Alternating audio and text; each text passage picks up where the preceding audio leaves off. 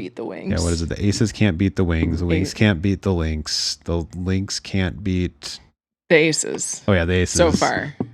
The Valkyrie can't beat the Lynx. Yeah, it's just like a big circle thing they're going.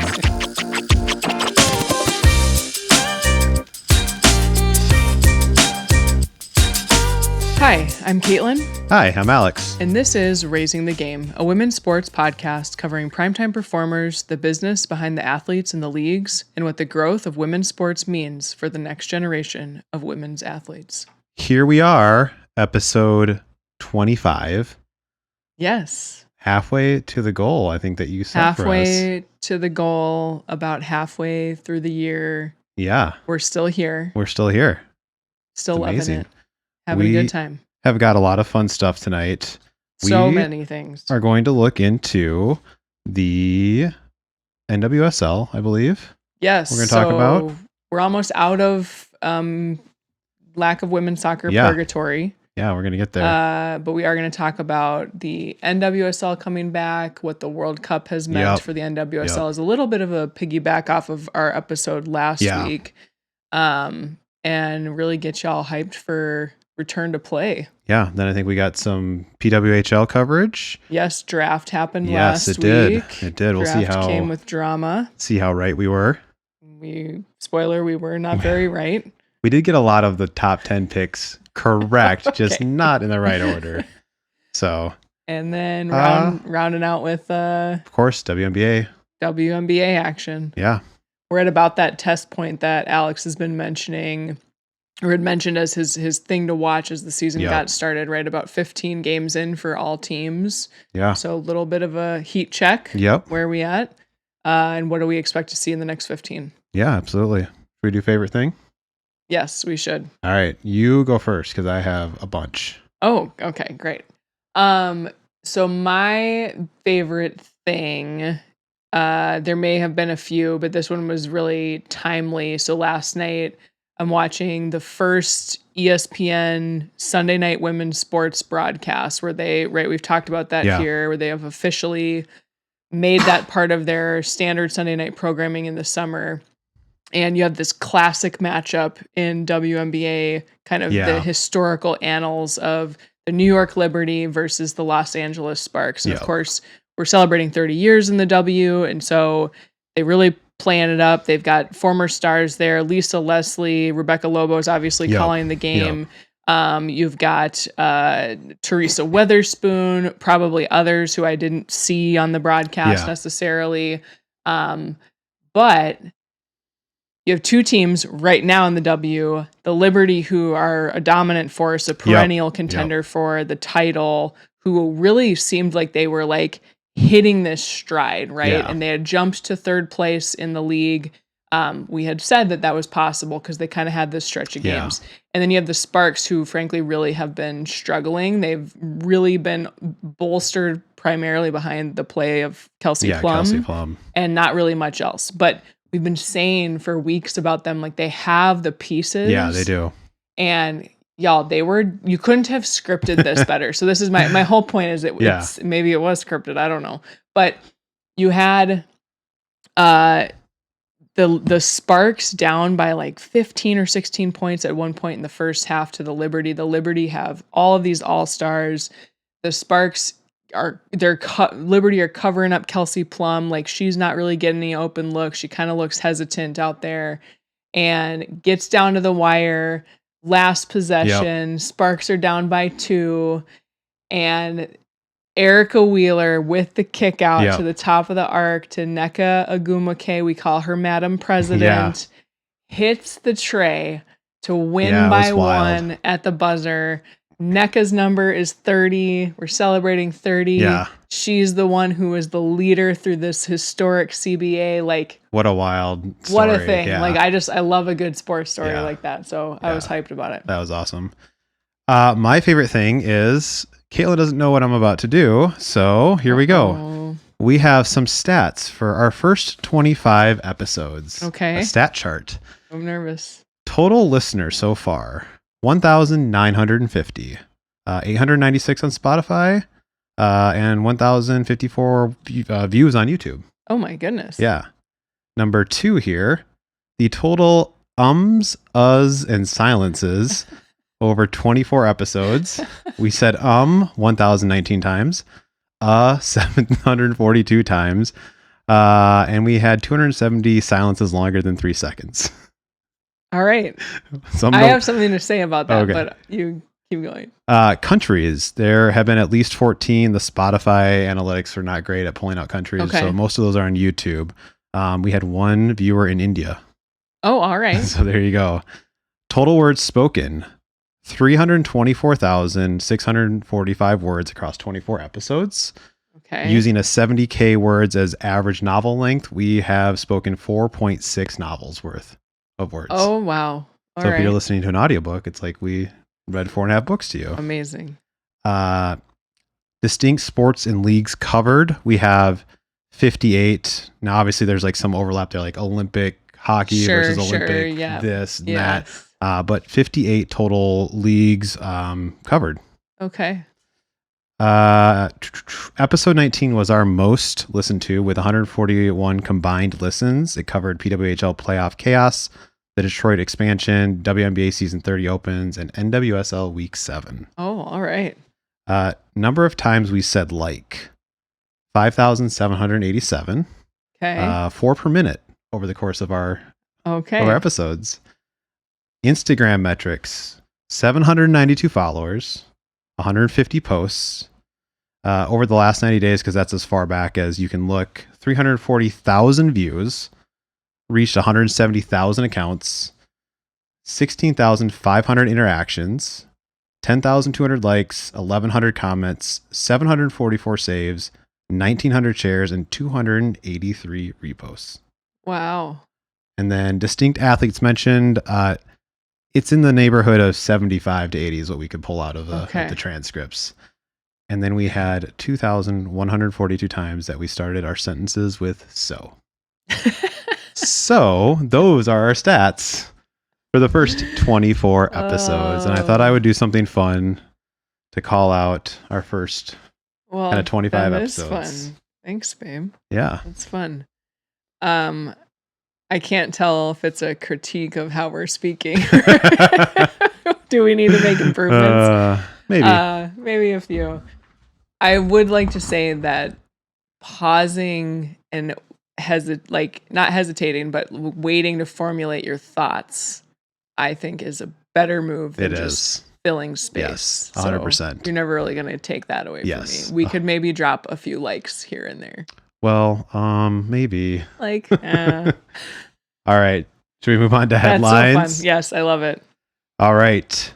Serena is back, set to compete in the singles tournament at Wimbledon as the final wild card. Okay, back. We knew she was going to compete in doubles with Venus, but then all of a sudden drops this news in the middle of the week last week that she is taking that final wild. I felt like last week and they were asking her and she's like, oh, is it open? Well, she said something like, would it matter to you if I came back? Yeah. And then like the next day she announces it. So in addition, obviously, to competing in singles now in this wild card spot, she's competing with Venus. Yeah. I was listening to another interview with her and she said that Olympia, her older daughter, just said, Mommy, you should compete with Auntie. Yeah. And she was like, okay, I guess we'll do it. So just for tracking purposes, right, the two of them together have won 14 Grand Slam titles as doubles partners. 6 of these have come at Wimbledon. Wow. So you want to talk about a space where they have dominated. Between the two of them, they have 21 total titles on the grass. Their first doubles win at Wimbledon was in 2000. Their last was in 2016. Jeez. So it's been 10 years. Yeah. Right. But in that time, they won 6 Wimbledon titles. Also, Venus turns 46 this week. All right. Serena's 44. So one of the articles I was reading. So at the combined age of 90. And what I love is I love these women stepping back into, or in Venus's case, frankly, has never left. Right. Yeah. She's just been competing the whole time. But We'd love to see kind of changing that narrative around once you reach a certain age, you're no longer able to compete at the highest level. Yeah. And they're really kind of turning that on its head. Now, one other thing I got to mention, I am talking a little bit more about this because I'm so excited about it, but we would be remiss to not talk about Serena's kind of the business impact that is going to have. So we talked about this a few weeks. She competed at the in London at the Queen's Club, right? Yeah. And she competed in doubles there. She won the first round with Vicky Mboko. Vicky got a knee injury, so she had to withdraw. But at London's Queen's Club, the sell-through for tickets jumped to 95% capacity, up from 88% capacity from last year. Multiple sellout days after her announcement, including the day that she played a first round doubles match, sold out the whole day. Yeah. Right. Social media engagement surged 300%, and media and on-site demand reached their capacity levels, which they were not. That wasn't the case prior to her announcement. So all eyes on Wimbledon now. Absolutely. Right. And see how she influences kind of the marketing and the things that are going to happen there, right? Yeah, 100%. WNBA announces an expanded 50-game season for 2027. This is big. They play 44 regular season games now, so that's 6 more games per team. We right now have 15 teams in the W. We're going to have 16 next year. So you're talking about adding 96 games. Yeah. I just did my math correctly to the schedule, which is huge. So you think about the implications of that. That's more broadcast, more advertising, more opportunity to see these players, more games for fans to go to. Certainly a signal that the WNBA is feeling good about their growth. And something that Kathy Engelbert has talked about recently is, do we go international? Yeah. So do we go play some games a la the NFL, right? And go play overseas. I was gonna say, are they thinking Mexico? Are they thinking like overseas? I think they're thinking like you go play a few games with like the Liberty or the Spark, like these really well-known teams overseas for a couple games, right? Caitlin Clark debuts her new signature shoe with Nike, set to release in October.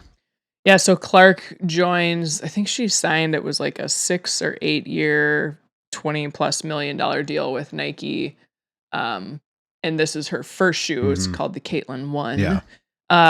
She joined Sabrina Ionescu and Asia Wilson with signature shoes under the Nike brand. And then you've got Angel Reese with Reebok, who also debuted a new colorway at the same game that Caitlin debuted her shoes.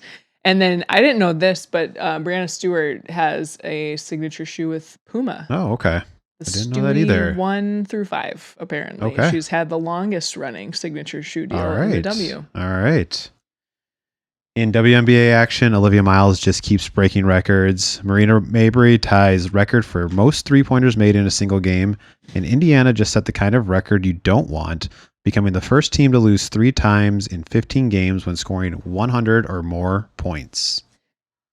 Yeah, not a club you want to be a part of. Although I will say they're playing right now and seem like they may be turning it around. All but right. Back-to-back losses against the Dream over the weekend. One of those being one where they scored over 100, didn't win.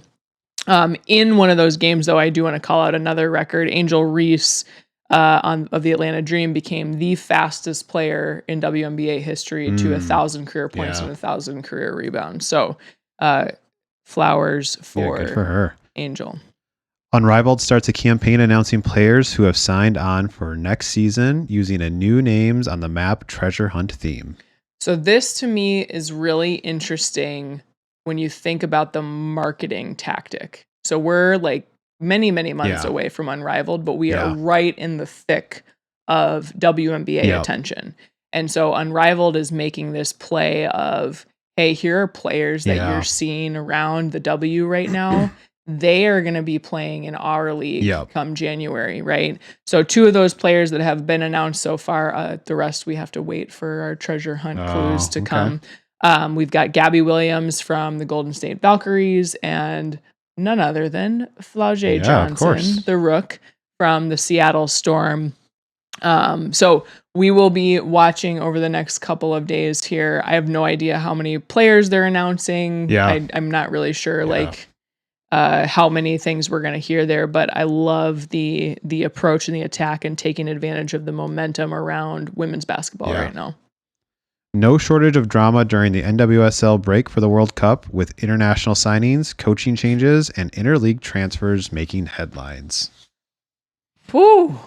I don't even know if we have all of them here. There's probably more, but the big ones for us to know, and that will come up again in our NWSL segment. Sam Kerr, Australian national team and former Chelsea superstar, signs with Gotham FC. This is a big deal. Yeah, this is a big deal. In the meantime, Lily Real, a 2025 NWSL Rookie of the Year and current U.S. Women's National Team defender, signs with Boston Legacy through 2029. So she came from Gotham and is moving to Boston. Yeah. And then Angel City, Alex is going to talk a lot about this, but they just shake the tree, right? Yeah. I think I talk about this 2 more times throughout the episode. Yeah, here. Coaching changes, some trades. I'll let you talk about that in a little bit. Then we saw Temwa Schwinga sign an extension on her contract with KC Current through 2029. And then there are rumors about La Reina, the queen of them all, Alexis Putellas, coming potentially to the NWSL, which threw us for a loop because we thought she had agreed to terms with Lion City Lionesses. But if she comes here, be huge. Yeah, big news. Yeah. All right. Marketing efforts by the NWSL and U.S. Soccer during the Men's World Cup are everywhere, from sidewalk paint stencils for the new NWSL Atlanta team to U.S. Women's National Team stars like Lindsey Heaps and Trinity Rodman delivering game balls, to Emma Hayes doing poignant, accessible, smart breakdowns of tactics during mandatory hydration breaks.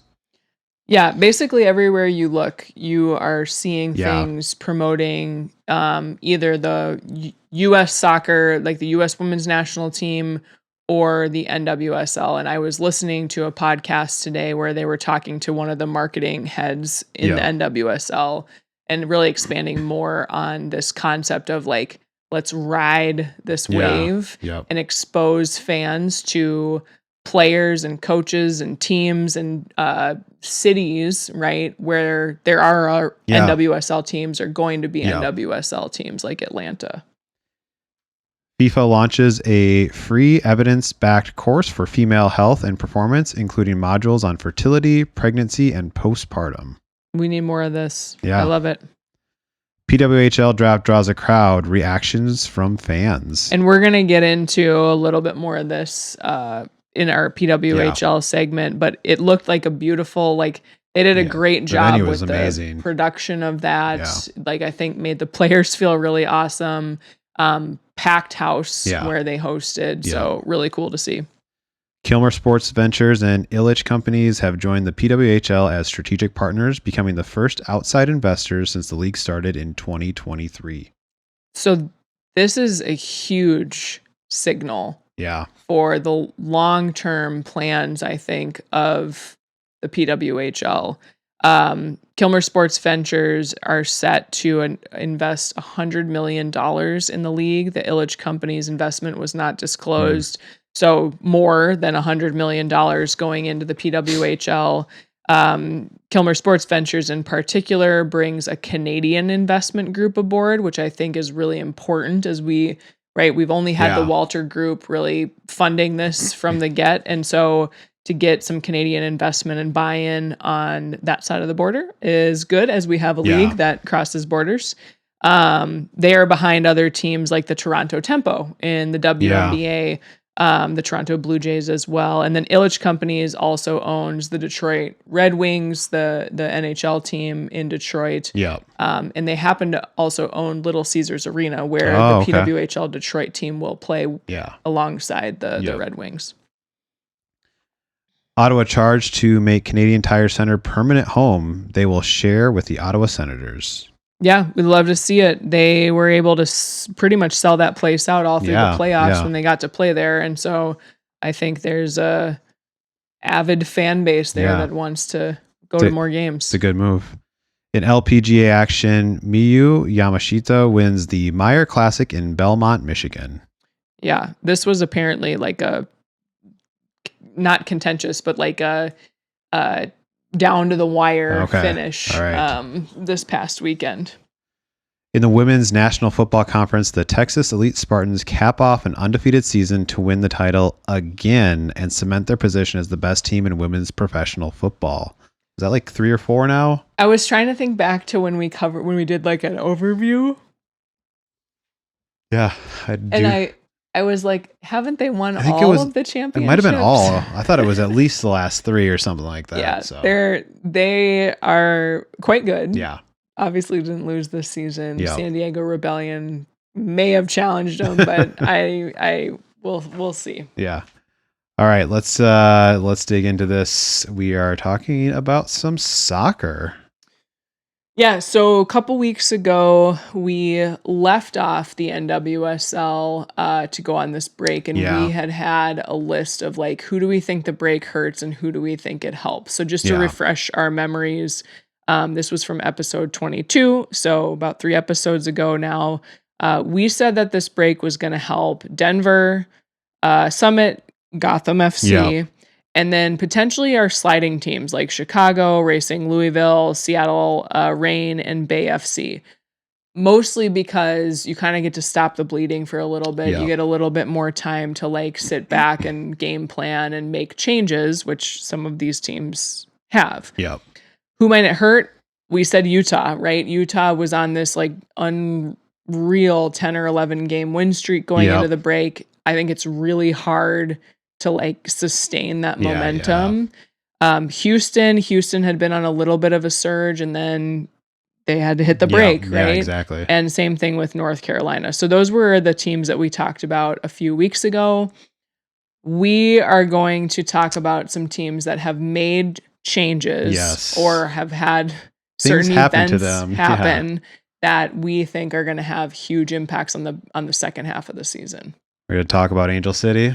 You ready to talk about Angel City? A lot has happened at Angel City. A lot happened in a very short amount of time. So they did fire their head coach, Alexander Strauss. Leaf Gunnar Smirud, one of the assistant coaches, is now the interim coach. So they'll be dealing not only with everything else that's happening, but a new coach on top of it as well. They also, as you said, and I think in the headlines, traded Kennedy Fuller to Bay FC for $500K in transfer funds and $20K in allocation money. They then signed U.S. Women's National Team forward Ali Sentnor from the Kansas City Current for $850,000. She, for those of you who don't know, has 22 caps and 7 international goals for the national team. They're currently sitting in 12th place. It's looking like they're still trying to make something of this season. I don't know how hard it is to come in with a new coach halfway through the season and be like, we got to figure this out, right? Yeah, I mean, I think it's probably beneficial that he was already on the staff. So he's not going to have to come in, at least right now. Obviously, they may be looking for a new head coach, but right now, knows the players, knows the facilities, knows the leadership, right? I think what's tricky is sort of like, what do you bring differently to the table that the head coach that you were reporting to before, that you feel like you can change for us? It's interesting because Angel City FC started the season so hot. Like they were scoring, they were leading the league in goals. They were really, really looking good. And then they had some unfortunate injuries, which happens in a season. And then just like couldn't figure it out. Right. I think their last like kind of good result was they had a 0-0 draw against Portland, like right before the break, which is big, but unable to win games. Right.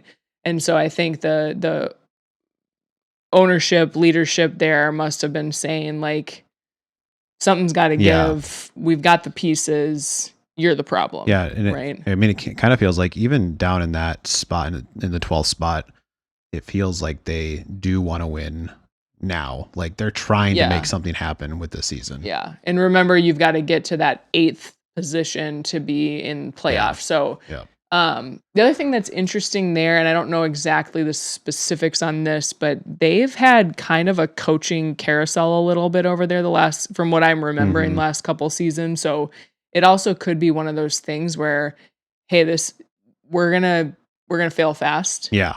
This isn't gelling for us. Yep. I think this was Alex Strauss's first season starting this season as a head coach. I think he had picked up that role midway through last season. I don't know if he was in an interim. Like, I don't know. But they're clearly trying to find the right fit for the player pool that they have. Yeah. Does bringing in new players, getting rid of players, how's that change the chemistry, you think? I honestly don't know enough about Kennedy Fuller to speak too much to her, but obviously bringing Sentnor in, you're bringing in a lot of like high level leadership. Now she's still relatively new in her like international, she's relatively new in her professional career, period. But she is from everything I gather about her, very positive. She has a nose for goal. I mean, she's, 7 goals in 22 appearances for the national team. That's a goal every 3 games. Like, that's pretty good for a young player. So I think she brings them some energy. I was also thinking about for Sentnor playing in KC. I don't even know if she was starting all the time because you've got the likes of Temwa Schwinga, you have Michelle Cooper. Yeah. Like, there's just a lot of players that probably got the nod in front of her. Yep. And so this actually might put her in position to be a starter as well, which will help her give her something to prove out there too. And like just really take advantage of it. Exactly. All right. Moving on to San Diego. Poor San Diego. Oh, man. Dudinha tore her ACL and meniscus in that friendly versus the United States. Stretchered off after kind of awkwardly challenging Emily Sonnet. She had 5 goals and 4 assists going through the season so far. Yeah, this one's just gut-wrenching. Real bummer. I really think that Dudinha was the one that, even when she wasn't necessarily the assist, she was creating opportunities for them. She was always around the ball. Now, the good thing for San Diego is they do have a lot of weapons. Yeah. Right. You've got Kenza Dali. You've got I can't think of her first name right now, but Godfrey, the rookie, who's playing really well. You've got Ludmila. You've got Melanie Barcenas, who usually has been coming off the bench, but like, does this give her, the youngster, an opportunity? So they're fortunate in that way. It will be interesting to see like how big of an impact was Dudinha having on specifically the offense for that team. They also signed Sandra Panos, Spanish international keeper, 3-time UEFA Champions League winner with Barca. I feel like towards the end of weren't they kind of getting scored on quite a bit there? Is she going to come in and actually start this? Yeah, and I think if there was a question mark for the Wave, it might have been in just some consistency in net, right? You have Kennedy Wesley there anchoring the back line, but, I think there were some questions about the quality and consistency they were getting from that keeper spot. Yeah. All right, we'll have to see if they can hold on here. I think they are first in the table at the break, so we'll see what happens there. Bay FC, like we said earlier, they acquired Kennedy Fuller from Angel City. The last game I have in here, the last game before the break was a 3-1 loss to Orlando. They sit at 13 in the standings. Do you think the reset gives them an opportunity to maybe dig out of this hole? Maybe.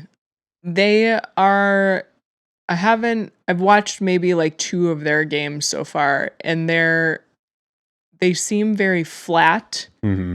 So I don't know if Fuller maybe helps with that. Like, there's just not a lot of dynamism in like their tactical approach. Yep. And they have very much struggled to score goals. Yeah. So if if that was a good move to like, if she's kind of a playmaker or can bring some spark to the midfield there or something, that'll be helpful for them. They certainly are in that kind of zone right now where if they don't like, if they aren't able to step on the gas coming out of the break, they don't, I don't think they have a shot at playoffs. So, and that would be unfortunate. They had a tough season last year, their inaugural season. And so having that happen in back-to-back years, like kind of a bummer, especially in like the women's sports capital of the world, basically, which is the Bay Area. So, all right. I'm going to talk about a few teams here. So I've alluded to this first team I'm going to mention already, but Gotham FC, to me, I think that they have potential to just come roaring out of this break. This was before they had signed Sam Kerr. And now really can. They have signed Sam Kerr. And frankly, one of the things that I had grumbled a little bit about when it came to Gotham prior to the break was they did seem to inconsistently find the back of the net, right? Yeah. You throw a Sam Kerr up top, you're finding the back of the net. Yeah. Now, you put her, you now have her, you have Esther, the Spanish international star. You've got Jaden Shaw up there, Rose Lavelle. Like, you have an offensive engine and people who can get Kerr the ball. I can't really imagine working like an Alexia Putellas into that group at this point. I actually think she probably is a better fit at like a Boston where there aren't really like superstar players up top. Now, can you get her the ball? That's the other side of it. But they lose Lily Real in the back. I do think that's unfortunate, but I feel like Gotham is just so deep. Yeah. That's another one where I'm like, I'm not really sure how harmful that is for them. Yeah. They also have this advantage of being one of the like faces of the league type teams, and they're being featured in some really big matches coming off the break that I think probably force them to stay a little sharper during this time away.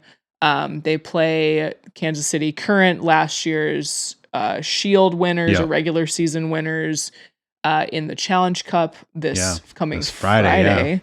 And so that's a rematch of or not a rematch, but kind of this annual thing that the NWSL does. And then on July 15th, they play in what they're calling the Queen's Classic, which is Gotham. It's going to be played against Washington Spirit. So that is a rematch of last year's final game, but they're playing that in Citi Field in Queens, New York, where the Mets play. All right. And so there's a big push there. And I don't know if you've heard, but like New York right now is like just rushed with energy after the Knicks championship and NBA championship. Yep. But then you also think about the amount of World Cup hosting that they're doing. Yeah. So in the final game of the Men's World Cup will be hosted in New York. Yep. And so you're just like, there's so many eyes. Yeah. Well, they did like that $5 ticket thing or whatever it was. Yeah. They're blocking some sets of tickets for the Citi Field game, the Queen's Classic game. So like, you have this like perfect storm of ingredients for a lot of eyes on you, which can translate into pressure, but also that can kind of generate those moments, those sports moments, like I talked about before. So I will be watching them. I will also be watching Boston now because they just got Lily Real and they might get Alexia Putellas, right? So like, and we talked about that team, like they really struggled at the beginning, but they seem to be settling in as we headed into break. So we'll see what happens there. My other team to watch is the Denver Summit. So we mentioned this before, but they get Lindsey Heaps coming off of the break here, coming off of her international duty with the U.S. women's national team and finishing up her career at Lyon. But the other thing that's really unique to keep in mind about the Denver Summit is because their home field is being built right now, they actually have played an outsized number of away games in the first part of the season. Games coming up here. So they have a lot of home games, which home crowds are really nice. When you are a home team in Denver, you also get the altitude on your side. Yeah, exactly. And so you have teams coming in who... You get more rest. You get everything. You try to prep for altitude. Yeah. It never really feels great unless you're able to be there for like at least a week, right? Yeah. And most teams just like aren't able to do that because of match schedule. So they will have potentially an advantage to take there. I have 2 honorable mentions. Utah, we talked about it. I mean, as soon as it starts, will they win? Yeah. Right. And I think that's going to be a team where every week we're going to be saying, will they win as long as that streak continues? Right. And then once they lose, it's like, can they get back on the train? Yep, right. Exactly. We talk about that a lot with the Lynx right now in the WNBA. Yeah. Like, can they make sure that a loss doesn't turn into multiple losses? And then my other honorable mention is Houston. The reason for this is that last season, there was an international break in the middle of the season around the same time, a little bit shorter, but they typically take a break end of June, early July. Last season, Houston came back off this break. They were like way out of the playoff picture, and they went on a tear that got them almost all the way back qualified for playoffs. Crazy. And they had been on that little like upswing, right, before the break. And so I'm kind of like, maybe keep it going. Maybe this really young team has like settled in, and now they've had some time to like, again, like younger team, right? So they've had some time to like do more connection, watch more film, do all the things. Can they go? Can they go now? Yeah. So that's what I'm thinking about. That'll be really fun to watch them. Yeah. Wrapping this section just on the NWSL and soccer in general up, I want to just like remind our audience and remind us, right, the criticality of the moment right now for women's professional soccer in America. You have this really, we've talked about it before, but like this really critical 5-year timeline that's hopefully leading up to the Women's World Cup being hosted potentially here with Mexico and some other countries, right? You have the Men's World Cup here for the first time in, I think it was like 32 years or something like that. That is attracting a ton of eyeballs and attention. A lot of people paying attention or hearing about soccer that never really paid attention to it. I heard a statistic this morning that back when, this is actually kind of funny, back when we hosted the Men's World Cup in 1994, soccer was the 67th most watched or followed sport in the United States. Right behind tractor pulling. I was going to say, what are the 66 other sports? I don't know what the other ones were, but the point is, even if that's not even if that research is a little suspect, the point is that soccer is not 67th on that list anymore. And so the NWSL has correctly calculated, we now have people who are just more interested in the sport in general. The Men's World Cup is going to finish up. Obviously, here in the States, we still have the MLS season to play. This is their last year playing on this calendar. But sort of like, if I can just scrape off people who want to, who enjoy this sport. But honestly, when you think about the World Cup and some of the beauty that we're seeing around it right now, it's about the community and the camaraderie and the fans, right? Going into the World Cup, if you read any news about it, it sounded like it was going to be an absolute disaster, right? And there's still a lot of questions to be answered about the governing body and the choices that they've made and the commercialization that they've pushed with this tournament. But the people who are enjoying it right now are the fans and the communities around where these games are being played.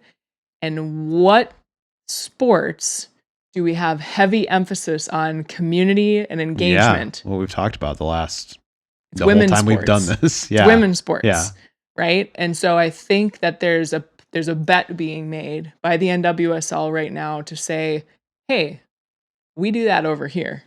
Right?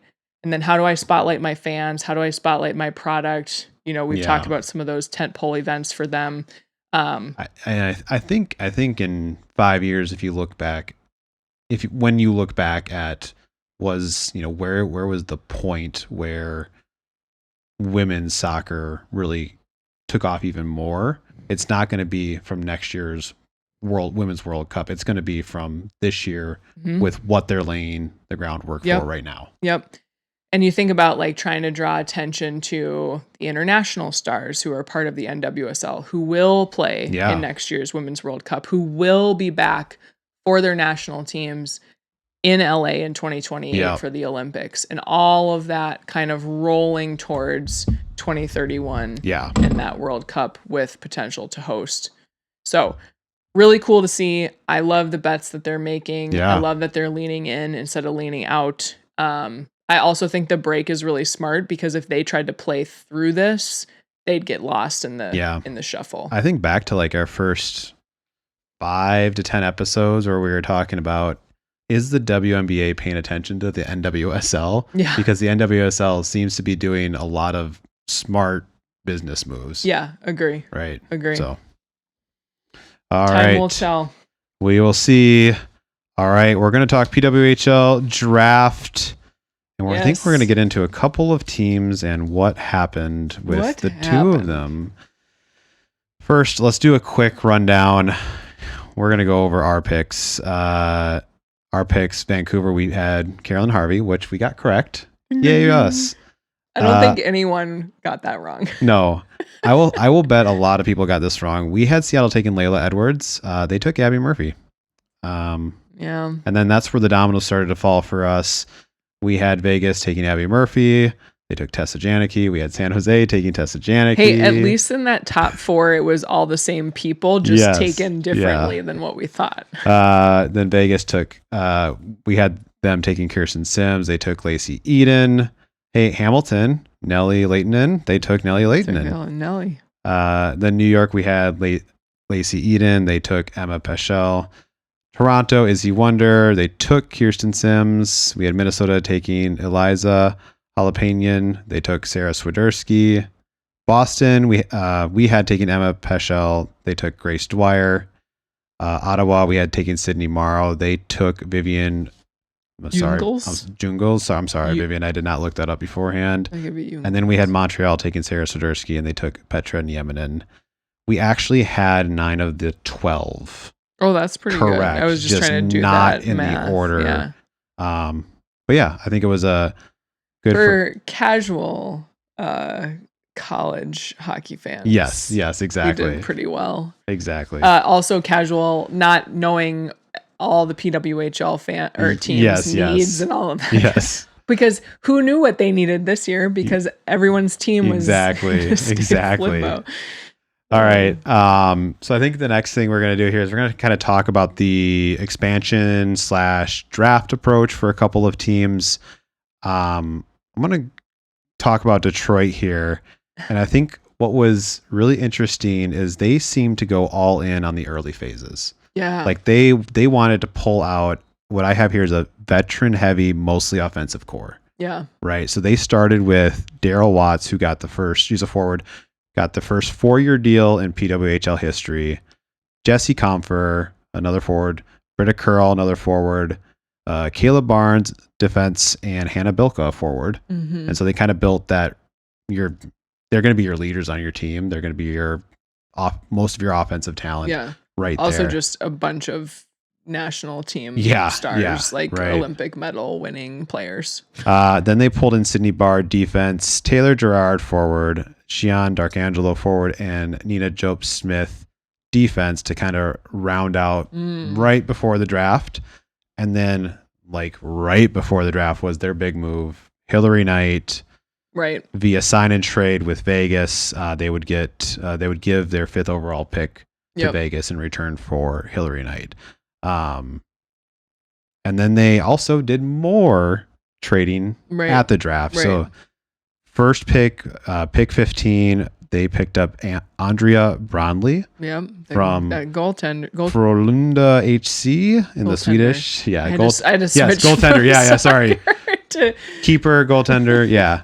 Soccer to hockey. And then they traded Ellie Huber and a pick to get 2 picks later in the draft, and then just kind of rounded out the rest of their depth with a bunch of forwards and defense players. So I thought it was just interesting that they really went all in on that big talent up front versus, I think it was like Vegas, who kind of was like, didn't really. They just signed a bunch of defenders. They didn't do much early on, and then they were late to the party, or at least announcing things. For sure, yeah. It'll be interesting to see how that plays out. They were also the team who I noticed were doing the most like, let me trade draft picks, or let me trade people for draft picks, like doing the most movement. Yes. Once the draft started, or right, Yeah. Obviously the Hillary Knight one kind of takes the headlines, but I also think it's going to be kind of wild, and I don't know, like, it's not like these people aren't going to like playing with each other, but seeing a team of like Hillary Knight and Daryl Watts and BCS all on the same team, like, when they were all elsewhere separate, last year, it's like so weird to see just that big change. But that's where you wonder like how much of playing on different national teams. I mean, Barnes, Bilka, Curl Salemi, Knight all have played on national team. Not to say that takes the place of playing on a club or a professional team where you're together all the time, right? Like for those windows where you're together, it's 2 weeks at a time or whatever for camps and tournaments. But that will be interesting to watch for.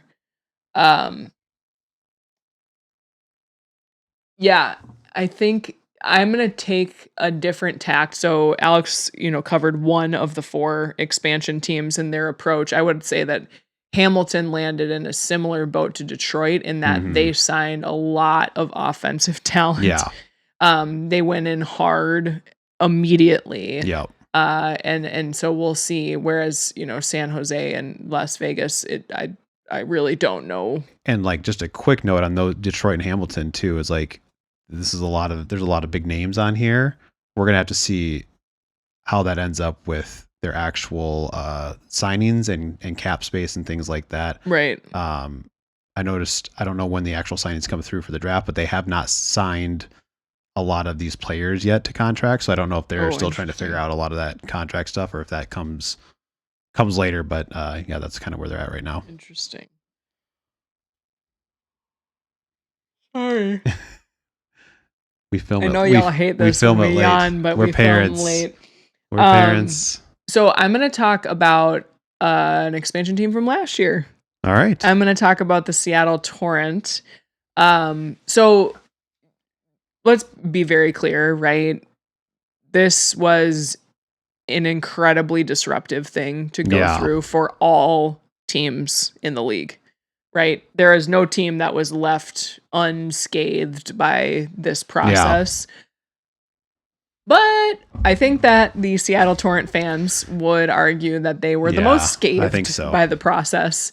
And especially as a team that had just formed, so had just been around for 1 year, I think that made it especially painful.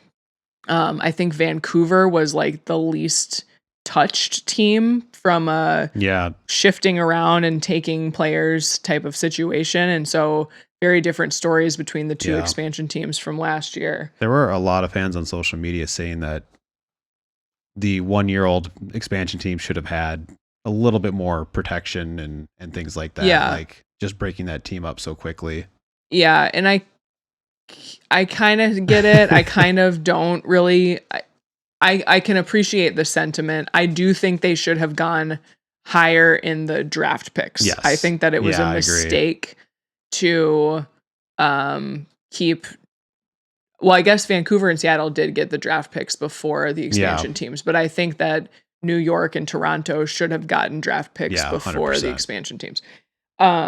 So on the flip side of Alex's pickups for Detroit, Seattle lost Kayla Barnes, defender, Hannah Bilka, forward, Hillary Knight, forward. Talked about all these people. So really Detroit just took from Seattle is kind of how it went down. Corinne Schrader, Megan Carter, Mariah Keppel. these were some of the big ones that I noted. Now, what they kept was Hannah Murphy, who was on the all-rookie team last year as a goaltender, which is awesome. Mm-hmm. Alex Carpenter and Anna Wilgren were our 3 protects in that first phase for Seattle. So you had a goaltender, a forward, and a defender. Yeah. So you can already see like the difference here is they kind of went for some balance. It was very, very surprising, I think, to everybody that Nider was not protected. I think very disappointing to Seattle fans too, because Hillary Knight is, I actually don't even think fans are disappointed in losing. They're disappointed in losing her skill on the ice for sure. Yeah. But it's almost more of her character, her leadership, how she shows up. Right. And I think that in Seattle in particular, that was something that they really loved and appreciated about her. Still do, hopefully.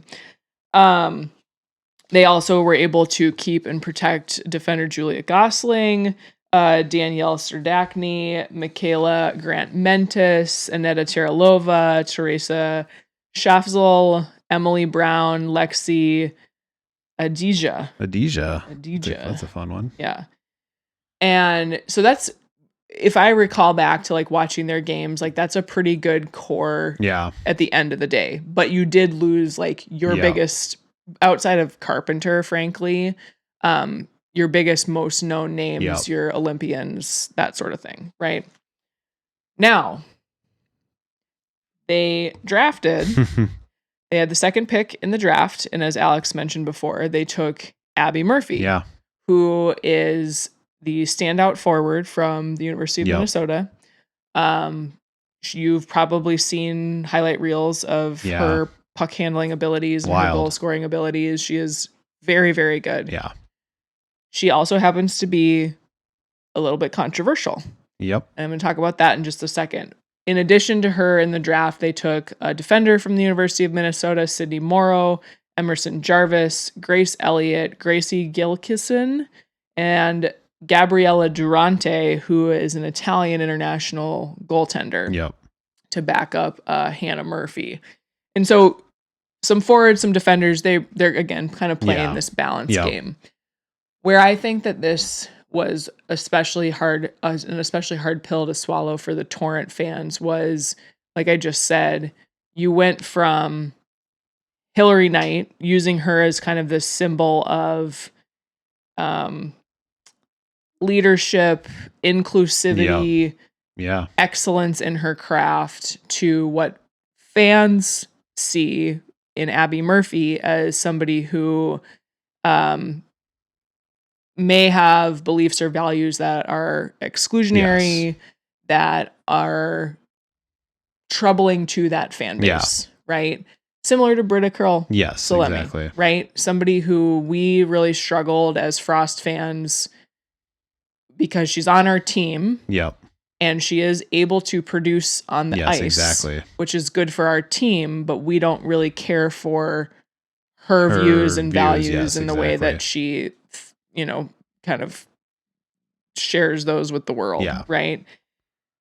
And I get why fans feel this way. Yeah. We have talked so much here on the pod about the importance of, in women's sports, of creating a space that differs from men's sports, where things like community and values and things like that are upheld. Yeah. And are sort of not always front and center, but are pretty key to those fan bases, to the players, etc.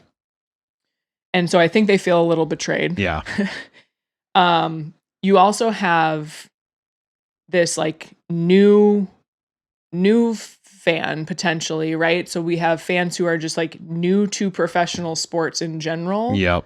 Or you have those fans who couldn't find a home in men's sports because oftentimes we just like let people of poorer character in our view just play. Yep. Right. And we say we're okay with it. And so I think you got a lot of fans coming saying, I thought this was supposed to be my safe space. Yeah, and something different than men's sports. Yes. Yeah.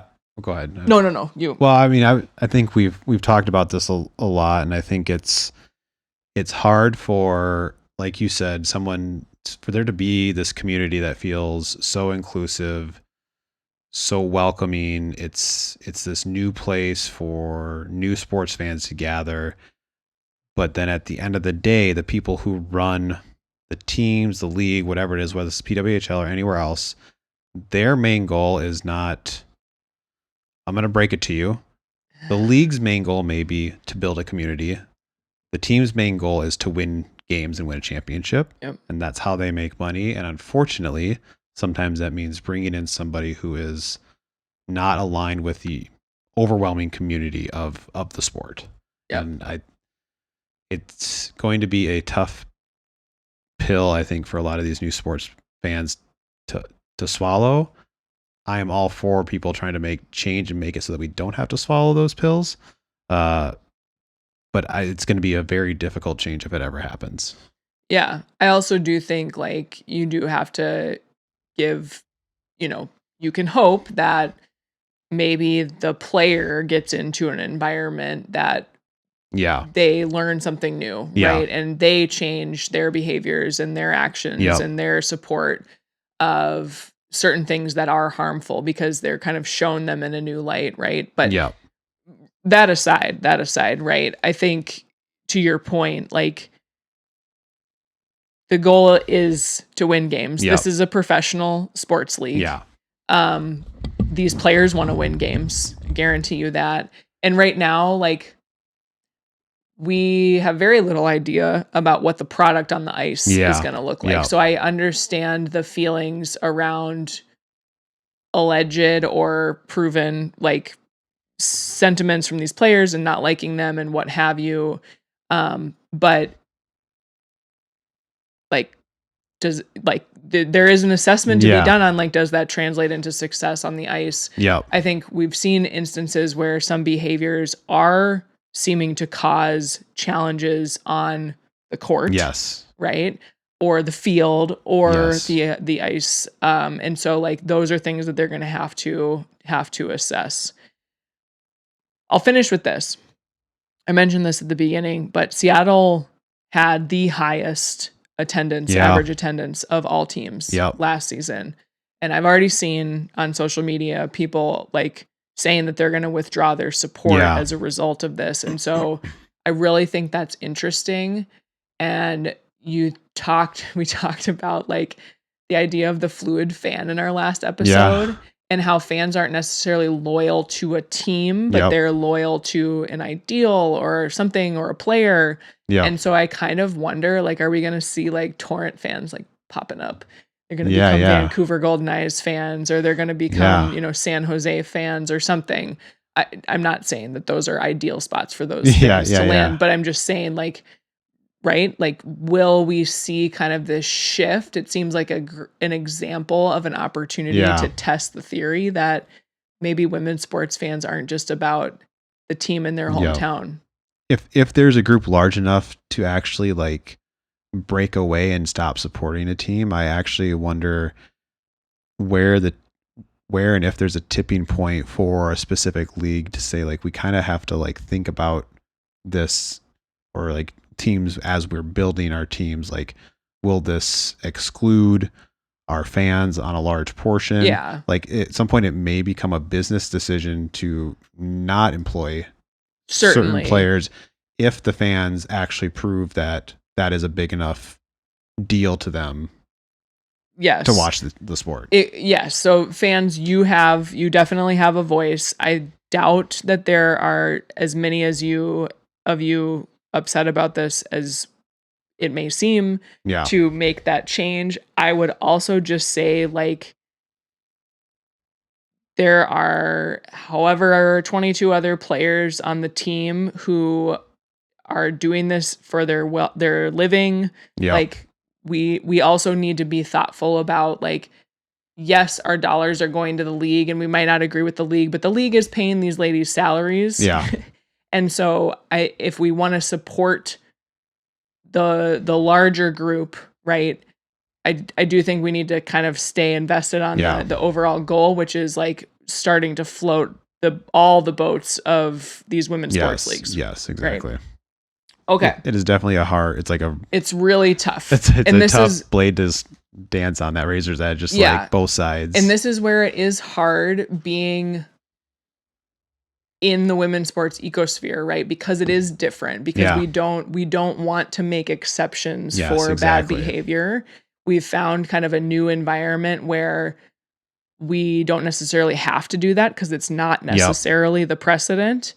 And so it's sort of like, how can we productively do that while not harming the opportunities for a bunch of other women who are amazing, right? And again, I don't know, Abby Murphy, whatever. Yeah. But like, we can't like kind of focus on the one at the expense of the rest. Yeah.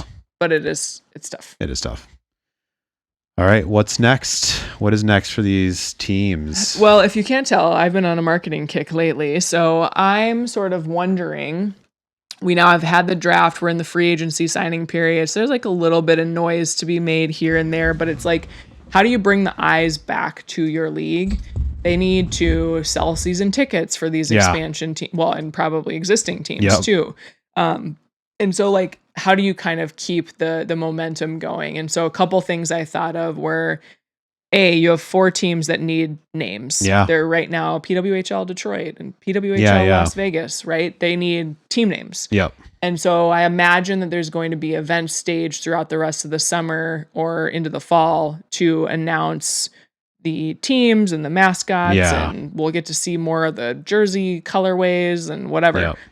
And so I think that'll be kind of cool. How do you bring fans into that experience, right? I think, was it the Torrent? Sometimes they do like voting, right? Or maybe it was the Kraken, actually, the Seattle Kraken on the NHL. But like you can vote, you can submit designs. How do you engage fans?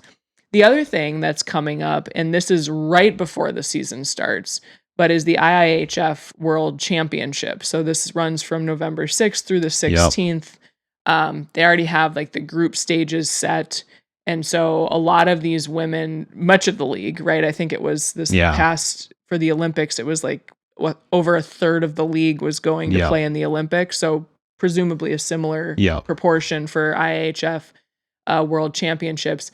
And I'm kind of like, how does the PWHL use that, similar to Milano Cortina, as this like surge funnel? It'll be interesting if they can actually kind of market that a little bit to say like, hey, our players are playing there, here's how you watch it. Because I think every time in the past 10 years I've even tried to watch the men's IIHF, it's like, where is this playing? I catch like replay like little clips here and there on the internet, but like if they can really like market like, here's where you can go watch all of this, or we're going to have it for free or whatever, right? That'll be really interesting.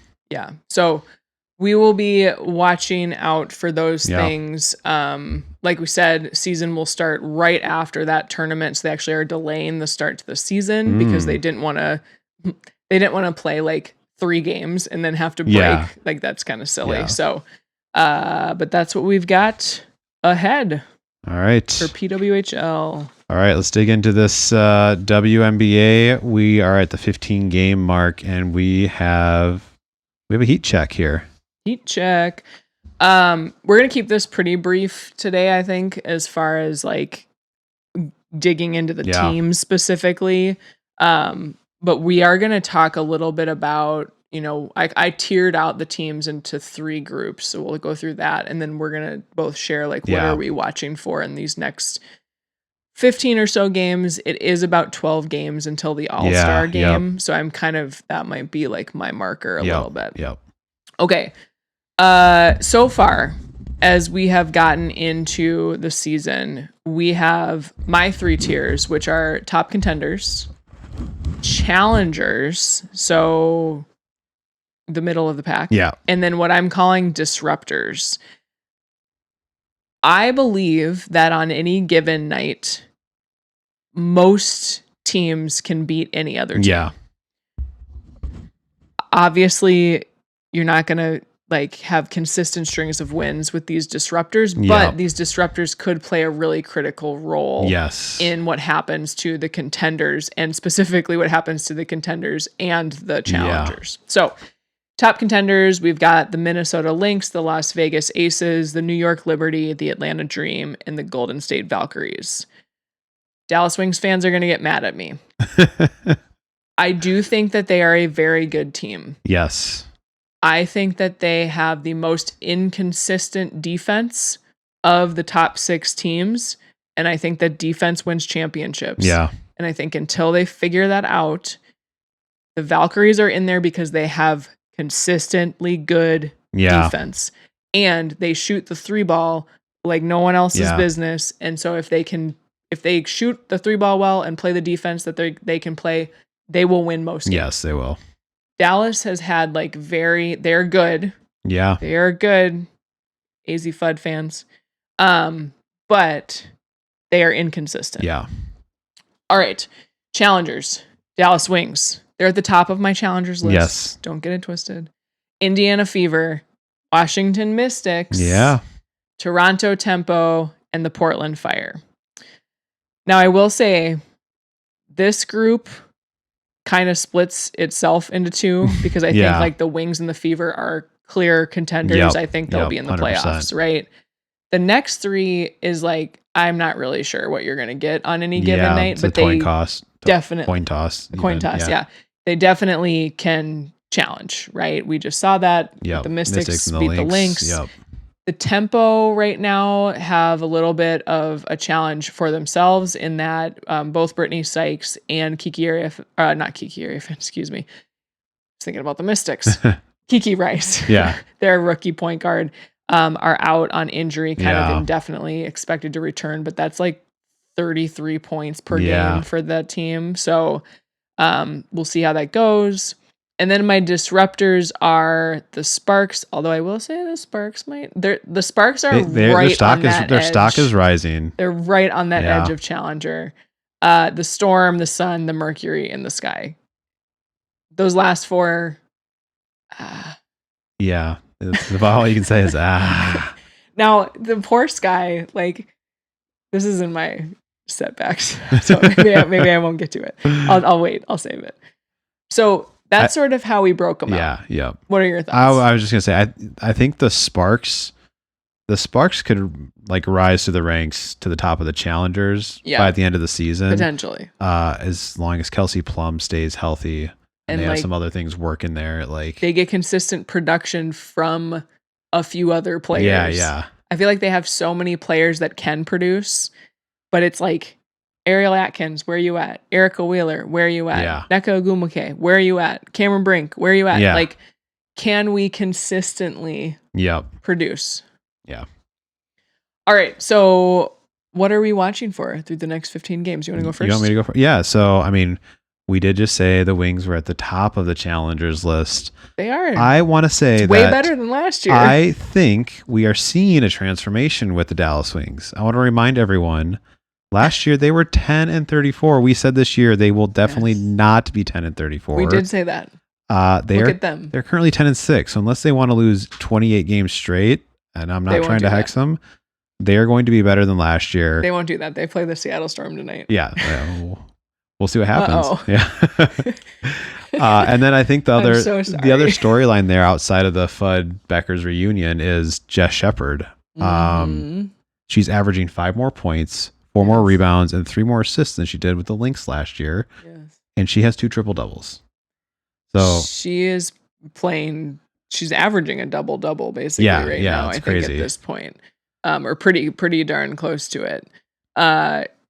They have all the talent. Yeah, they have the tools. They have to figure out how to play defense, specifically in the paint. I think which then you're like Jessica Shepard, and I think that's been a little bit of a head scratcher to me. They got Jess Shepard and Alana Smith from the Lynx. Both signed some really big contracts, and Lan just has not found her groove. Been a little. She hurt. Well, she has the mask. Yeah. So I don't know how much that's affecting her. But if you yeah, I just think they're still like a younger team, right? They're still kind of figuring each other out a little bit. Like, you got the coach there, and you have a new and you have a new coach too. Like, you wonder how different that would have been had that group come in under a more established coach, right? Yep. And not saying a Cheryl Reeve or a Becky Hammond, but like that kind of somebody who's been in the program for a while, right? So I see you. I think that they are right there. I think they definitely are. They're definitely a problem for the Las Vegas Aces. Yeah. The Aces have yet to beat the Wings. Yeah, what is it? The Aces can't beat the Wings. The Wings can't beat the Lynx. The Lynx can't beat the Aces. Oh yeah, the Aces. So far. The Valkyrie can't beat the Lynx. Yeah, it's just like a big circle thing there going. Incestual thing going on. Okay, what am I watching for? I took less of a team route and went more on some concepes. My view, the upsets are coming, or in our case, they've begun. Right? We saw this. We talked about the Sparks over the Liberty. Yep. We talked about the Mystics over the Lynx. Yep. We had the Chicago Sky get really, really close to beating both the Liberty and the Wings in like a very back-to-back games.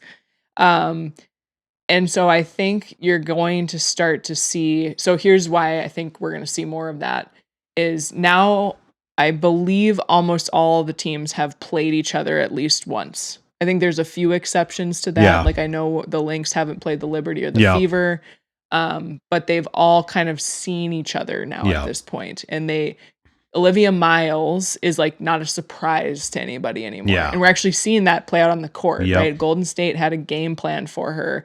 Natalie Nakase last week was like, you lit us up last time. I am going to game plan the shit out of how to defend you. Yep. And it worked. It worked really well. She didn't score, right? Now, she did other things. Yeah. She leaned into her defense and got some critical blocks and whatnot. But so I think you're going to see coaches getting smarter, players getting smarter, game planning differently around teams that they've seen, right? So these challenger type teams are going to have the book on the contenders, right? And the disruptors are going to have the book on the challengers. So like, and the contenders. So like, I just think we're going to see more of that. I think we might be past the 8-game, 9-game win streak type of thing that we saw in the beginning of the season. I think we're going to go more to, it's going to be very normal to like win 3 or 4 and then lose, right? And we go back to what we said before, and I think the key is like, how do you make sure one loss doesn't turn into 2? Yep. Right? And so on and so forth. I already talked about this, but to me, defense is critical right now. Like the teams that are winning games on their defense. Yes. Not on their offense. And so you have to buckle that down. And I think the teams where we see some gap in like that challengers group, I said the Wings, the Fever still have a lot to work out on defense. I think the Mystics can be inconsistent in their defense. And then you've got the tempo and the fire, right? Like it's like if you could tighten that up a little bit, you may be moving into that top tier. And then the last thing. I'm interested in your first question here. The officiating. And my question is, have we settled into this yet? Or like, is it still a question mark and something that players are trying to navigate through? And coaches? I don't think we've settled in. I think we're still confused. Yeah. I think there's like 1 or 2 games a week where the officiating is a non-story. And then there's the rest of them that are like major questions. Problems. Yeah. Yeah. Agree. We just want consistency. Yes. We've talked about this so much. You can get hacked down at one side of the court and then at the other side of the court it's like I just don't understand. I would like to see a better consistency even around like technical foul calls and things like that. And something that is important and to start thinking about is like those techs, as you rack them up, you have to pay more money and you eventually get suspension. Yeah. So like players who have been getting those like have to be careful too. It's not like an unlimited fund of technical fouls that you get. So I think it's still a work in progress. Yeah, I think it is too. All right. let's round this out. We'll talk a little bit about All-Star break. Oh, yeah. I already said 12 games 12 games away. out. So that's going to be kind of our window. It's going to be on July 25th in Chicago at United Center, where the Chicago Bulls play. Chicago Blackhawks too, right? Yeah, Blackhawks play there, yeah. The fans so far have kind of started to do their voting. Yep.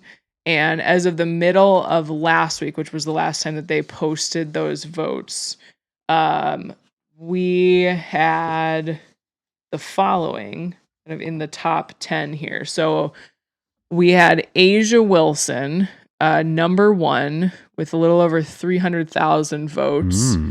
We had Paige Beckers, not far off, just about 10,000 votes behind, followed by Aaliyah Boston, Brianna Stewart, Caitlin Clark, Jessica Shepard, Angel Reese, Gabby Williams, Olivia Miles, and Kelsey Mitchell. Not a lot of surprises on any of these. No big surprises there. So still more voting to go. Yeah. This is a combo of fan votes and then there's some media votes input here too. What's cool, what I think is cool about the WNBA All-Star Game is that the top 2 vote getters get named captains of the teams, and then they pick like kickball teams in the playground when you were in 2nd grade. And so there's no like rhyme or reason to how those teams get constructed. It's a big party weekend for just having fun is what I mean by that. And they get like about a 6-day break from regular season play. And so I'll be curious to watch. It's a fun watch. What I do think is kind of is interesting here, if you look at like the team representation, it's like pretty, I don't know. There's some names that I'm surprised aren't on here. Yeah. So I'll be watching how it shakes out. Yeah. Kind of what goes on these next couple weeks here. Yeah. I was just looking at it. I was like, AZ Fudd just out of that top 10 too. She's there. Just out of the top 10. Natasha Howard, our girls right there, number 12. So 13-year vet getting her All-Star call up probably. Yeah, that'll be a fun weekend. Looking forward to it. Okay. All right. Let's get into it. What to watch. All right. We're going to go right back into WNBA. Why not? We picked out one game per day as per usual. Friday, Atlanta Dream versus Golden State, 9 p.m. on Ion. Ooh. Yeah, that's going to be going. I'm kind of thinking I want Golden State to win that one. I just want as much messiness all over give us all the mess. So, Saturday, we've got the Sparks versus the Fever. Ooh. Or sorry. Yeah, that's the Sparks. That's versus the Fever. 7 p.m. It's always hard because it's Las. Yeah, it's LAS. Las Vegas. I'm like, it's Las Vegas. Sparks. And then Sunday we have the Lynx versus the Wings, 1 p.m. on CBS. And after we record, but before next week's episode, will be the Commissioner's Cup next Tuesday. The Aces versus the Liberty at 7 p.m. on Prime. Amazing. Yeah. Then we have on Friday, NWSL Challengers. We're back. Commissioner's Cup Challenge. Some sort of cup that starts with a C. The Challenge Cup, Gotham versus Kansas City, Friday, 7 p.m. on Prime. We also have the LPGA. They have the KPMG Women's PGA Championship, Thursday through Sunday on NBC, Golf Channel, Peacock. It is a stone's throw in our backyard. Right here. We are not really exaggerating. We're not exaggerating. It's being played at Hazeltine National Golf Course, which is pretty close to us. Yeah, pretty close. And we unfortunately cannot go. I know. And then obviously we talked about Wimbledon. Qualifiers have started this week. It starts officially on Monday. We'll get the first rounds. All right. All right. Momentum and setbacks. What do you got here? Do we need to start with setbacks? Yeah, let's start with setbacks. Okay, so I've mentioned mine already, but I'll just flesh them out a little bit more for us. So staying on the side of the W, the Chicago Sky 2 really close losses. One first to the Liberty at home and then to the Wings in Dallas. Some would say that at least the Dallas loss was partially due to the referees. I did not watch that game, so I don't want to speculate, but that's what I have heard, seen, read. And then, unfortunately, I think anybody who's played a sport like knows how emotionally taxing games like that are. And to do that back to back, honestly, like Chicago, ever since they beat the Lynx at the game I was at early in the season, I was kind of like, they're another team that like has the pieces. They just can't figure out how to put them together yet. And then we were watching them tonight. They got just destroyed by the Connecticut Sun. Even. And you're just like, wow, you are on the whole like emotional hangover of trying to rise and fight against 2 like titans, and you come in and get blown out by. And it's really hard too because like I think from Unrivaled we really got to love Tosh Cloud, and like she is super emotional, not in like a necessarily a bad way. She can be like very.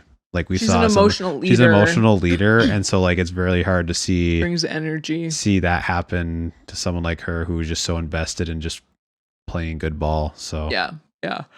And then my other one,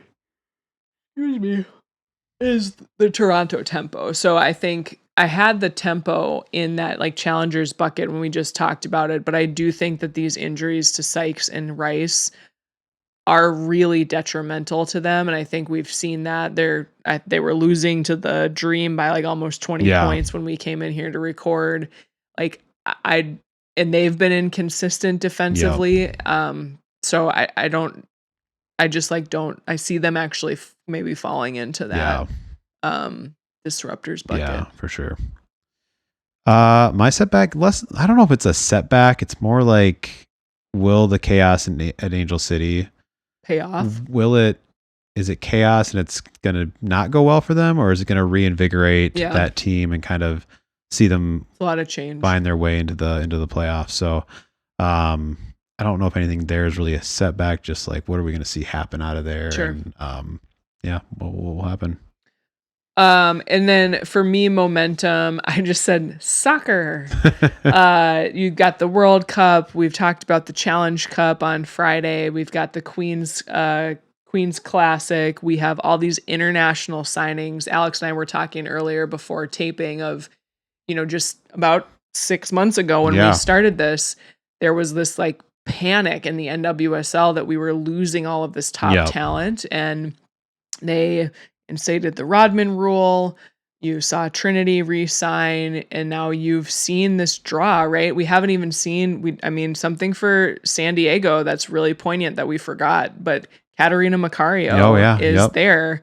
Like, will she be healthy after this break and ready to play? And can she kind of help shore up the gap that Dudinha's injury leaves? But if we're pulling over players, I saw Chicago signed a Spanish international star. I can't think of her name off the top of my head. They desperately need help, right? Yeah. If we get Alexia Putellas, it's just like that. Sam Kerr, right? Yeah, like so many names. It's big. And like you said before, when we were talking about kind of the marketing around the World Cup, like I do think we will look back on this moment, not the World Cup next year for the women, but this moment right now as being this like catapult launch on explosive growth again for the NWSL. And if it pans out, that's like a automatic bid for commissioner to go into the Hall of like whatever Hall of Fame they're gonna have, right?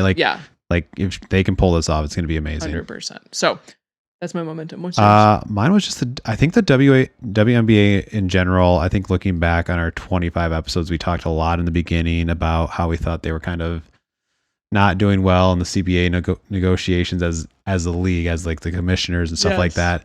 But I think right now they're really hitting their stride. Exciting games almost every night. Like you said, the 3-pointer to end the 30-year anniversary game on ESPN Women's Sunday Night. That event, that's really cool. I mean, Olivia Miles as a rookie is just out of her mind. She's insane. So I think that's drawing a lot of eyes that maybe maybe wouldn't normally watch, the WNBA just to see how good this kid is. And so I think just overall, we're in a good spot with the WNBA. Yeah, we've talked about this before, but I've loved like bringing all the players who were like there at the start back, and you've got like Cheryl Miller and Cynthia Cooper and, whoever, right? Contributing to the broadcast. They're pulling in players we saw Kelsey Plum on the broadcast last week. I don't remember who the announcer was during one of the halftime shows because I only caught a split second of it, but they were wearing like the original like WNBA like starter jacket or whatever, like whatever it was. Night? Yeah, I think it was last night. That was Teresa Weatherspoon was wearing while they had her on. Yeah. She had this the white, red, white, and blue. It was really cool. Yeah. So I think I agree with you. They are playing this really, really nicely. The marketing campaigns are great. Like, I think they're doing a really good job. Yeah, I think so. All right. Special announcement. For our I almost forgot.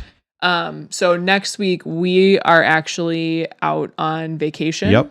And so we will be pre-recording our part 2 of our Pioneers or Trailblazers episode that will air at our normal cadence, normal day. But we will not have kind of the weekly update.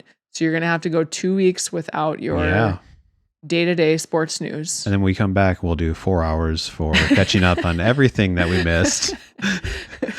We will try not to do that. But just as you are getting ready to listen potentially next week as we head into the holiday weekend, just know that it will be a slightly different program than usual. Wow. RTG pod. RTG_pod on Instagram, Threads, YouTube, rtgpod.com, Raising the Game podcast at gmail.com, Raising the Game on Substack. I think I got them all. We're getting there.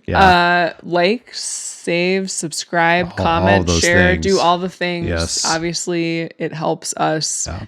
And mostly it's just like fun. We really are tickled every time we're like, someone's listening to us. Yeah, why? Well, okay. So apparently y'all are. So thank you. We appreciate you.